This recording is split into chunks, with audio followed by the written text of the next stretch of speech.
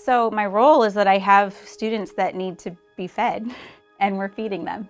I've been riding the bus on Fridays to deliver the bags, so it gives me an opportunity to kind of put my eye on my kids and then also provide a need for them. The bus that I ride is the bus specifically for my Atlas classroom of students, and I don't know, they probably have 200 lunches on that bus, and I have 15 Atlas kids, and every one of those lunches are passed out before we're done. I got off the bus almost crying. There were times that we had people in the community following the bus and saying, "Hey, are you passing out food? Can we get some?" And so to see the child nutrition department come together to serve our students this way is absolutely remarkable, and I wish everybody could see this. Any of the workers, any of the bus drivers, they could choose to be home, but instead they've chosen to do this for our kids, and to watch those buses get loaded up with the lunches and breakfasts and then depart throughout the city to pass out food for our kids is pretty amazing, and it's been a really neat thing to watch. It provided normalcy to our kids during the quarantine shutdown, as well as the staff. It let everybody kind of get back together, eat the lunches, see smiling faces. The quarantine was unfamiliar for everybody, so as our family, it kind of made us kind of feel like a normal day. It's allowed me to have a little bit more free time than I normally get in mornings and stuff. I know that my kids have a tendency to be picky, and so now when they didn't eat something for breakfast or for lunch, they have it in the fridge, and it gives them a little bit more independence when they can grab a milk or a crackers or a small sandwich out of the fridge. I'm a teacher and a foster parent, adoptive parent. When they're at school, they eat lunch at school, they eat sometimes dinner at the Boys and Girls Club, so it helped us with the budget. It also helped me as a teacher to make sure I got up and kept my routine, because I'd come out here and get breakfast and go home and we'd do schoolwork, and then we'd come out and get lunch, and pretty much after lunch we were done. So it helped us maintain a schedule. So he works 3 jobs. I work a full-time job, 8 to 5. So normally when I would run home for lunch, I could ask them if they wanted to go grab lunch so she wouldn't have to cook.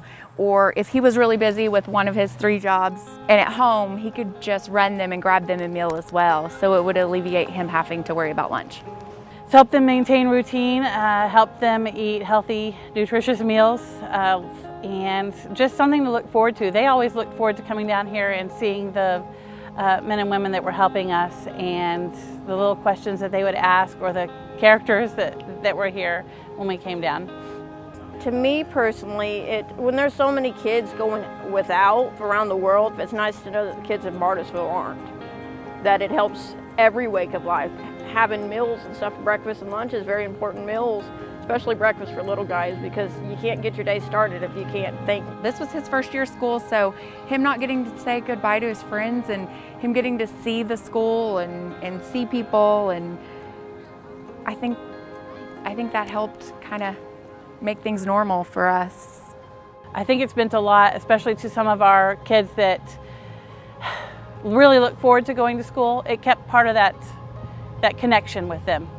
It's provided a great help. I mean, me personally, I was out of work 2 months earlier than expected, and so it was what allowed me to be able to make it through those 2 months where I didn't expect to be unemployed. Keep being awesome. Keep doing what you're doing. We love them so much, and we're so happy that they were out here every day taking care of us in the rain, in the cold, in the heat. We just love them so much and thank them so much. Thank you. Yeah, we appreciate all their support. They were there every day, rain, sleet. We'd roll right up there and they'd be right out there to the vehicle providing meals, smiling every day. With happy faces. It makes me very emotional. They didn't have to do that, but they did, and they kept putting smiles on kids' face and giving meals to kids who aren't going to have meals, So we liked saying thank you to them, didn't we, when we drove up? Yeah, we're very thankful. Thank you. So I want to say thank you to the staff. These men and women have gone through just amazing things in rain, in sleet, Oklahoma winds, the sun today. With smiles on their face, they have gone and served our community to a level that you have to see it to believe it. I could not be more proud of what the men and women have done of the child nutrition team, our bus transportation team. Without a single hesitation, they said, hey, we want to help.